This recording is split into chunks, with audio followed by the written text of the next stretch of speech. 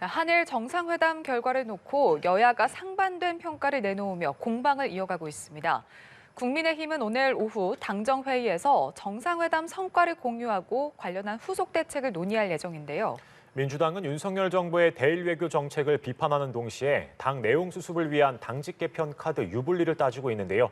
이 두 분과 정치권 소식 짚어보겠습니다.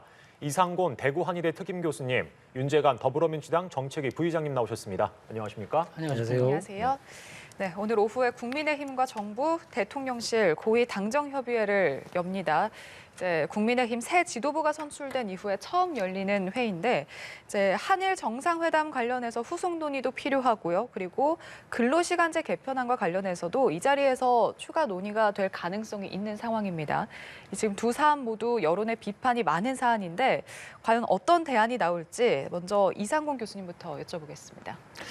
아무래도 이제 지난 3.8 전당대회 김기현 당 대표 체제가 이제 들어선 후에 첫 고위 당정 회의가 되는데요.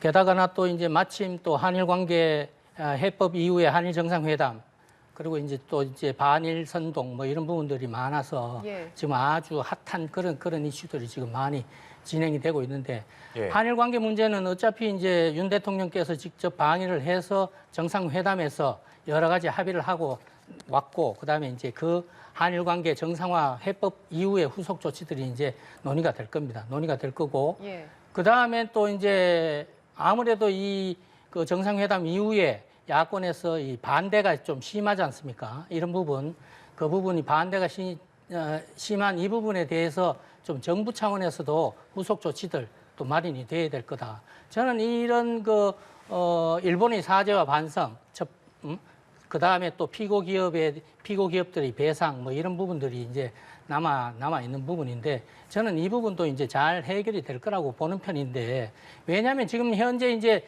윤석열 대통령이 국내에서 반대 여론에 이렇게 부닥치고 있다고 하니까 일본에서 오히려 윤석열 대통령을 좀 지원하고 응원하는 목소리들이 많아요.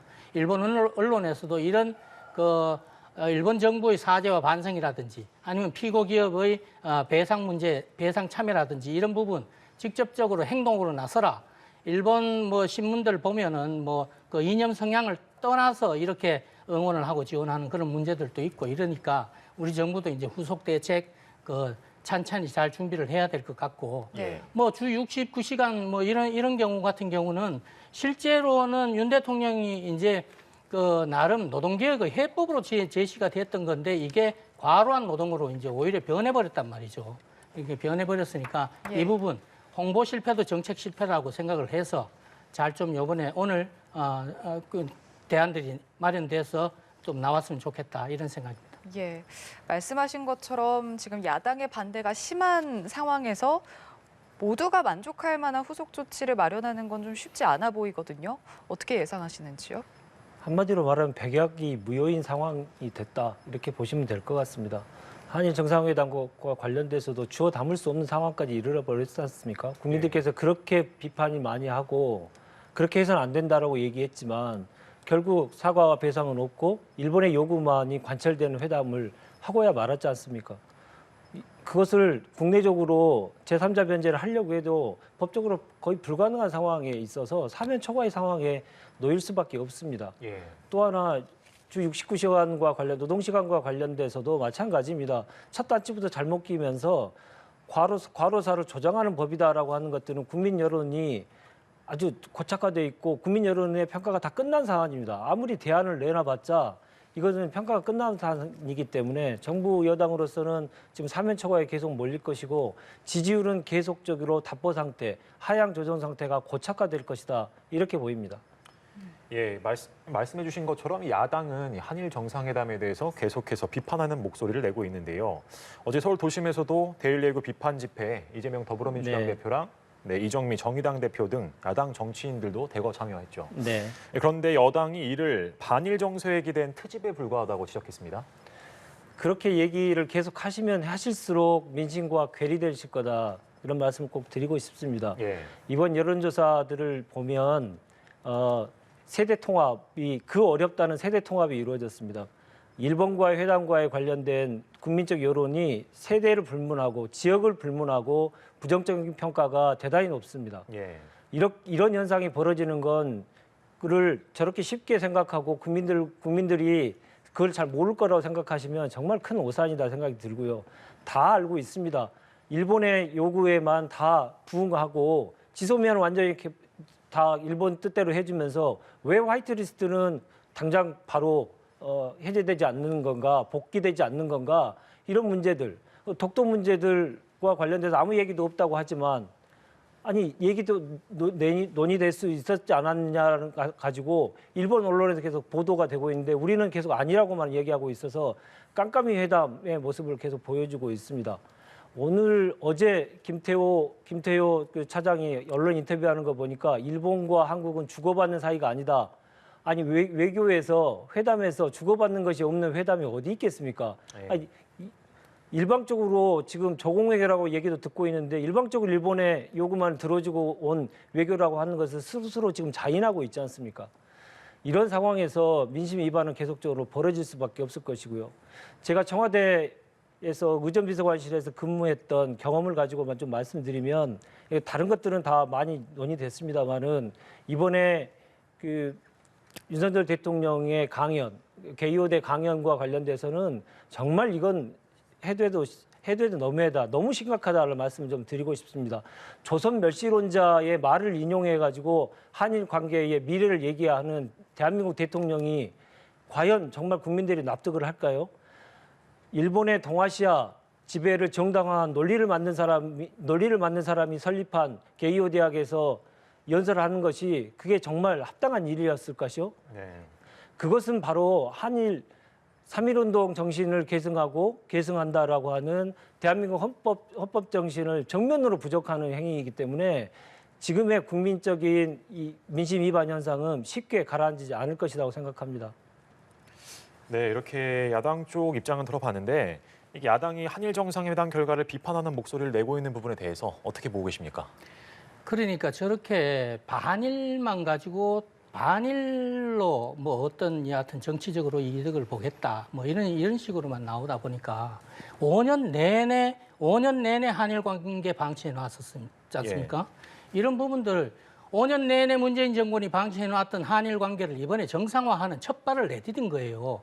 이런 부분들에 대해서 민주당이 지금 시민단체들하고 장외 집회에서도 뭐 그 이야기하고 하는 거 보면 어떤 때 보면 저 사람들이 과연 5년 동안 정권을 잡았던 정당인가라는 게 의심스러울 정도로 그런 태도들과 그런 발언들을 내보내는 걸 보고 저는 정말 놀라움을 금치 못하겠는데 제가 생각을 할 때 이 민주당이 왜 종잡을 수 없는 정당이냐면 2012년 제가 청와대에 있을 제가 몸담았던 이명박 정부 청와대 때 이 이야기인데요. 2012년 이명박 대통령이 독도를 방문을 해요. 독도를 방문을 해서 과거사를 두고 일왕 보고 이제 사과를 요구를 하면은 그때 민주당은 또 어떻게 이야기를 하느냐면은 왜 그렇게 강경 발언을 해가지고 한일 관계를 어렵게 만들고 앞으로 한일 관계 어떻게 풀어나가려고 하느냐 그 이야기를 했던 사람이 당시에 추미애고 당시에 이해찬 대표였습니다. 그런 사람들이 그렇게 이야기를 해놓고 지금 와서 5년 내내 한일 관계를 그렇게 방치를 해놓고 있다가 윤석열 대통령이 지금 정상화해서 한일 정상회담 처음으로 해가지고 12년 만에 해서 돌아오고 나니까 한다는 소리들이 굴욕 외교라고 하지를 않나. 그리고 심지어는 항복식이고 숭일이가고까지 이야기를 해요. 온갖 트집을 잡아가면서 하는데 저 사람들이 과연 정권을 잡았던 사람들인가 싶을 정도로 제가 참 하여튼 섭섭한 그런 부분들이 있는 것이고 그리고 이런 식으로 하면은 옛날에 과거에 일본 문화 개방했던 김대중 대통령 보고는 뭐라고 이야기할 겁니까? 김대중 대통령 보고도 그러면 이완용이라고 이야기할 겁니까? 그러니까 뭔가 대안 있는 비판들을 계속 좀 5년 동안 정권을 잡았던 정당이라고 하면 대안 있는 비판을 해나가면서 그렇게 해야 윤석열 대통령도 어느 정도 호응을 해 나갈 수가 있는 거 아닙니까? 국민의힘도 호응을 할 수가 있는 거 아닙니까? 예. 새로운 한일 관계를 만든다는 것에 대해서 동의하지 못할 국민이 어디 있겠습니까? 모든 민주당이든 국민의힘이든 모두 다 동의할 것이고 모든 국민들이 동의하실 겁니다. 그러나 지금 김대중 오부치 선언을 또 얘기하시니까 말씀드립니다마는 그 선언 98년에 있었던 그 선언의 가장 기본이 되는 것은 일본의 통렬한 반성이 전제된 상태에서 예. 한일 관계의 미래를 논의했던 것입니다. 부의장님 잠시만요. 저희가 네. 지금 속보가 하나 들어와서 이거 전해드리고 다시 발언 기회 드리도록 하겠습니다. 네, 조금 전 들어온 소식인데요. 북한이 동해상으로 미상의 탄도미사일을 발사했다고 합동참모본부가 조금 전에 밝혔습니다. 네, 군은 미사일의 기종과 그리고 비행 거리 등 자세한 재원을 분석 중인데요. 한일 정상회담이 열린 지난 16일 동해상으로 장거리 탄도미사일을 발사한 지 3일 만에 다시 도발한 겁니다. 네, 저희가 자세한 소식은 들어오는 대로 전해드리도록 하겠습니다. 네, 윤재관 부의장님 계속해서 네, 말씀해 주시죠. 네. 김대중 오부치 선언과 관련돼서 계속 곡해된 말씀을 계속 하시길래 제가 뭐 그것에 대해서 반드시 바로 잡았고요. 예. 이번 결과를 보면 한마디로 따지면 현금 주고 어음을 받아온 것이다. 이렇게 지금 정부가 계속 얘기를 하고 있습니다. 우리가 줘야 될 것은 확실하게 주고 다음에 받을 것은 다음에 차곡차곡 받겠다 이렇게 말씀이신데 그러려면 이게 정당화되려면 국민들께 설명을 해야 됩니다. 우리가 받을 수 있는 것, 한일 관계의 미래를 통해서 우리가 어떤 이득을 얻을 수 있는 건지를 국민들께 차근차근 설명을 해야 됩니다. 설명하셨습니까? 일본 요미우리 신문에는 그렇게 자세하게 일본 국민들에게는 설명하더니 대한민국 국민들에게, 대한민국 국회에게 아니면 대한민국 어느 주체에게 그렇게 자세한 설명을 하셨습니까? 설명이 없었습니다. 기본적인 설명도 없고 일본에만 현금을 주고 온 이유가 도대체 무엇인지 국민들이 그래서 납득이 안 가기 때문에 계속 얘기할 수밖에 없는 거고 그래서 조공 외교 그리고 구력 외교의 얘기가 나오는 겁니다. 예. 그 뜻을 분명히 좀 헤아리셨으면 좋겠다는 생각입니다. 예. 지금 뭐 말씀하신 것처럼 반일 선동이다, 뭐 굴종 외교다, 여야가 대립하고 있는 이런 상황에서 지금 각각의 당 내부 상황도 좀 우려해야 할 그런 부분들이 있거든요. 먼저 국민의힘은 지금 신임 지도부 출범한 지 얼마 되지도 않았는데 이제 벌써부터 컨벤션 효과가 좀 떨어지고 있다 이런 이야기가 나오고 있습니다. 이게 민주당을 넘어섰던 지지율이 하락해서 다시 제자리로 돌아왔기 때문에 지금 이런 얘기가 나오고 있는 건데 지금 여러 가지 이유가 있지 않겠습니까? 원인 뭐라고 보시는지요?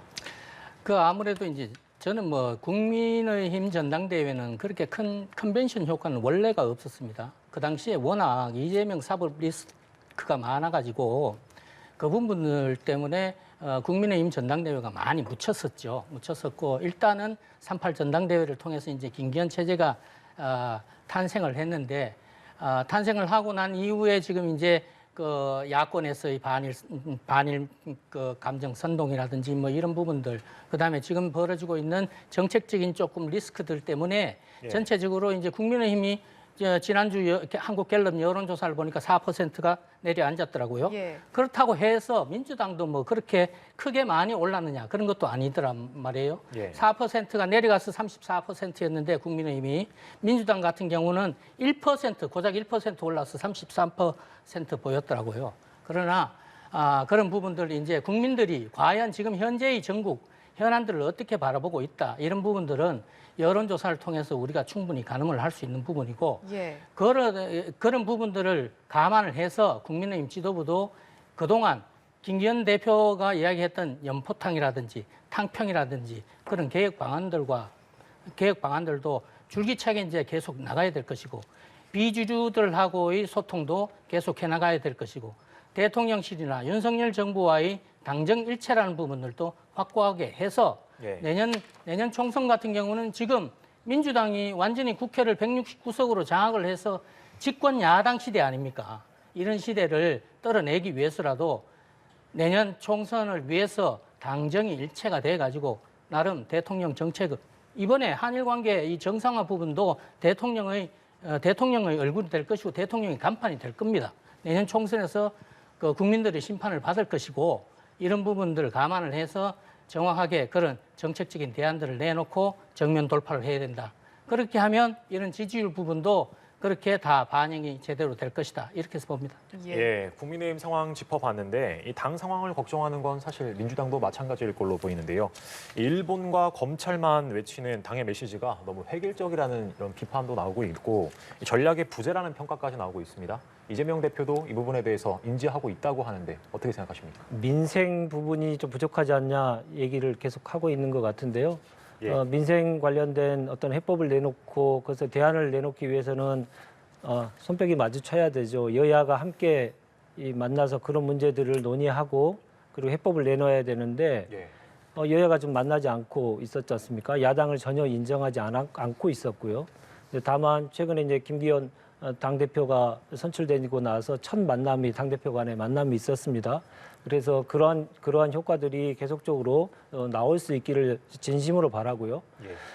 다만 저는 그 민생과 관련돼서는 제1자적인 책임은 여야가 함께 져야 되겠습니다만은 원래 우리 생각들을 보면 여당이 먼저 좀 선제에 서는 모습이 더 익숙하지 않습니까? 근데 김기현 당대표가 1호 지시를 보면 종북 좌파, 종북 척결 특위를 만들려고 하는 게 1호 지시라고 합니다. 그 상징성을 보더라도 지금의 경제 상황을 보더라도 민생의 당대표가 올인하는 모습을 보이는 게 맞을 텐데 시작부터 종북 얘기부터 시작하고 있습니다. 이런 정부 여당을 보면서 많은 국민들께서는 많이 낙담하고 계시다는 거고 그 점에 대해서는 제가 비판하지 않을 수가 없습니다. 국민의힘의 노력 여하에 따라서 많은 차이가 있을 것이라는 얘기를 드리는 것이 아니고요. 여야가 합심해서 노력을 해야 될 텐데 민주당에서 계속 민생과 관련된 얘기, 난방비 폭탄과 관련된 얘기를 하더라도 그 대안을 내놓지 못하고 계속 시간만 지체시키면서 시간만 넘어가기만을 바라는 여당의 모습을 계속적으로 보여서는 안 될 것이다. 이런 말씀 꼭 드리고 싶습니다. 네. 어떻게 생각하시는지요? 민주당. 예. 민주당 비명계 저는 그 이재명 대표가 지금 현재 어떤 그 문제 의식을 갖고 있다든지 이런 부분들은 민주당의 활로 내지는 또 그 나름대로 민주당이 어떤 정책적인 대안을 만들기 위한 고민 이런 부분에서 나온다고 저는 생각을 안 하는 편입니다. 오로지 이재명 대표의 당권 유지 그리고 이제 어떻게 하면 자기가 당 대표를 유지할 것인가 이런 부분에 모든 것이 초점이 맞춰져서 그런 부분에 대해서 문제 의식이 있다면 문제 의식이 있다. 저는 이렇게 생각을 하는 편인데, 예. 그 이재명 대표가 지금 현재 이제 반일 선동을 할 기회가 이제 주어졌기 때문에 또 본인의 사법 리스크라든지 아니면 본인의 방탕 부분에 주력을 안 해도 되는 이런 기회가 주어졌기 때문에 잠깐 이렇게 휴전을 하는 것 같은데. 이런 부분들 속으로는 제가 발빠르게 당권 유지를 위한 부분들이 지금 진행이 되고 있다. 이런 생각이 들고 예. 그런 부분들이 이제 뭐 당헌 80조 삭제 움직임이라든지 아니면 공천권을 위해 가지고 개딸들 여론조사를 뭐 어떻게 공천에 반영을 하는 그런 부분들 혁신에 집어넣는다든지 이런 내용들이 저는 추진되고 있다고 생각을 하고 이런 거에 발맞춰서 비명계들은 저는 정신을 좀 차려야 된다고 생각을 합니다. 예. 비명계들은 정신을 차려야 된다고 생각하는 게 이재명 대표는 죽어도 당권을 안 내놓을 것이다. 그래서 이재명 대표로 그러면 결국 내년 총선을 갈 거냐. 수도권의 비명계들은 내년 총선 이재명 대표 체제로 간다고 하면 저는 폭망이다. 이렇게 생각을 하고 있기 때문에 비명계가 살 수 있는 길은 오로지 한 가지가 있다.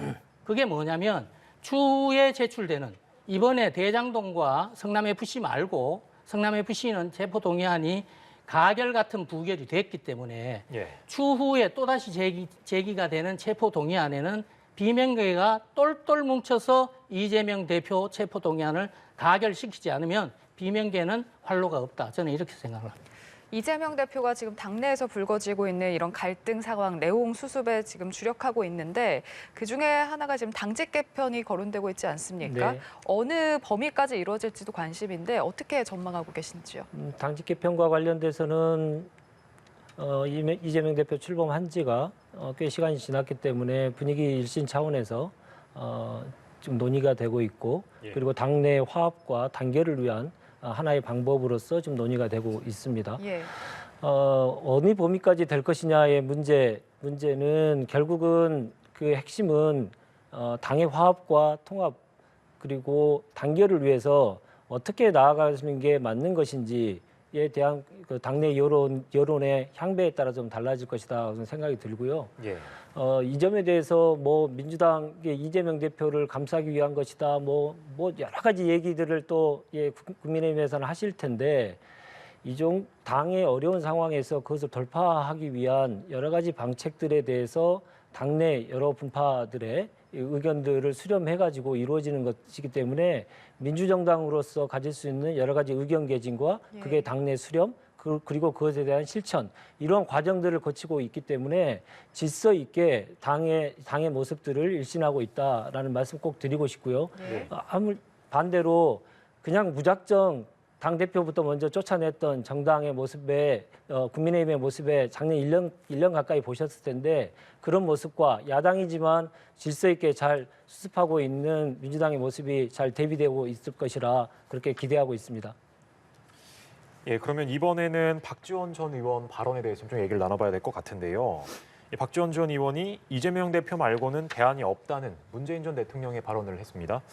이에서 이 비명계는 이재명 사퇴론의 주장이 더욱더 힘을 받고 있는 상황인 것도 사실이고 그래서 이 박 전 의원이 이런 말을 전한 의도는 뭐라고 보십니까? 뭐 박지원 대표께서 늘 하시는 말씀 있지 않습니까? 예, 똘똘 뭉쳐서 싸울 때다. 그 싸울 때 당에 분열이 있어서는 안 된다라고 하는 기본적인 생각을 가지고 계시고 그게 당내의 거의 모든 분들의 주류의 생각이다. 이 얘기를 제가 몇 차례 말씀드렸던 적이 있었습니다.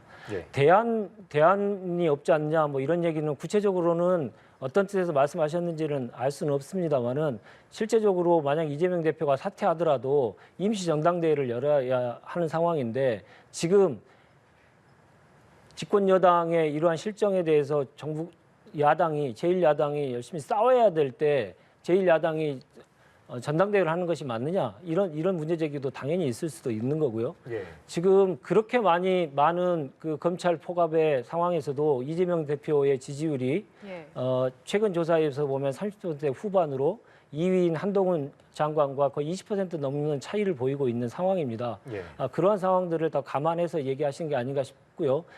더욱더 제일 중요한 것은 지금은 정말 싸워야 될 때다. 대한민국을 위해서 야당이 혼신힘을 다해서 똘똘 뭉쳐서 싸워야 된다라고 하는 뜻에서 그런 말씀을 전달하신 걸로 저는 보입니다. 예. 국민의힘에서도 이제 신임 지도부 사이에서 좀 잇따른 극우 발언으로 논란이 있는데요. 일단 태영호 최고위원 제주 4.3 사건은 김일성의 지시였다. 또 김재원 최고위원 5.18 정신의 헌법 수록을 반대한다. 네, 이런 논란이 나왔습니다. 차기 총선 공천을 염두에 둔 행보다 이런 분석도 있는데 어떻게 보시는지요? 뭐 그럴 수도 있겠죠. 예. 그럴 수도 있고. 근데 이제 뭐 국민의힘 같은 경우는 총선 전에 지난번 총선 때도 이 막말 파문이라든지 뭐 이런 부분들 때문에 된통 아주 당한 그런 그 추억들이 있고 기억들이 있는데 될 수 있는 대로 이런 좀 그런 그 역사적으로 다 평가가 끝난 부분, 그 다음에 또 이제 모든 그 국민적인 공감대를 형성을 하고, 그 다음에 또 대통령이 직접 그 헌법 정신 수록이라든지 이렇게 대선 공약으로까지도 이야기를 했고 이런 부분들 가지고 이견을 드러내면서 그 다음에 또 나중에 또 그게 논란이 되고 나니까 또 이제 사과를 하고 반성을 하는 이런 모습들은 불필요한 논란만 자꾸 일으키는 거다. 그것도 또 이제 당의 지도부라는 사람들이 이런 논란들을 불러 일으키니까 이제 그런데요. 태영호 최고위원도 마찬가지로 본인이 북을 탈북을 해가지고 온 지 얼마 안 돼서 5년도 안 돼서 국회의원이 됐고 지금 최고위원까지 됐는데 이런 부분 그냥 국내 상황이라든지 이런 국내에서 과연 4.3에 대해서 어떻게 정리가 됐는지 또 4.3에 대해 가지고 또 이렇게 태영호 의원과 같은 그런 식으로 이야기를 하는 사람들이 있지만 그런 사람들은 극소수에 불과하기 때문에 전체적으로 당의 의지들이 어떻게 모아졌는지 찬찬히 봐가면서 발언들을 해주는 그런 신중함이 좀 있어야 된다. 내년 총선이라는 부분들이 아까도 제가 말씀드렸지만 국민의힘에는 그렇게 중요한 시기가 된단 말이죠. 이 중요한 시기에 지도부라는 사람들이 자꾸 실언을 하고 망언을 해서 또 사과를 하고 뭐 이렇게 되는 것은 바람직하지 않다. 저는 이렇게 생각합니다. 예, 국민의힘 총선 준비에 대해서 말씀해 주셨는데 그러면 총선 준비를 위해서 국민의힘이 지금 원내대표 진영 꾸리기에 나선 모습입니다. 후보군으로는 수도권 김학용, 윤상현 의원 그리고 영남권의 윤재옥, 박대출 의원이 거론되고 있는 모습인데 확장성에 좀 방점을 찍을지 아니면 이 단일 대우 지도부를 완성할지 의원들의 선택 어디로 쏠릴 것으로 보이십니까? 아무래도 3.8 전당대회 때하고는 달리 원내대표 같은 경우는 전당대회에서 뽑힌 분이 이제 PK 출신의 김기현 대표란 말이죠. 예. 그렇기 때문에 제가 볼 때는 이제 이번에는 뭐 국회의원들이 다 뽑는 선거이긴 합니다만 아무래도 PK 당대표니까 아무래도 다른 수도권 출신 원내대표 쪽으로 많이 기울지 않겠나.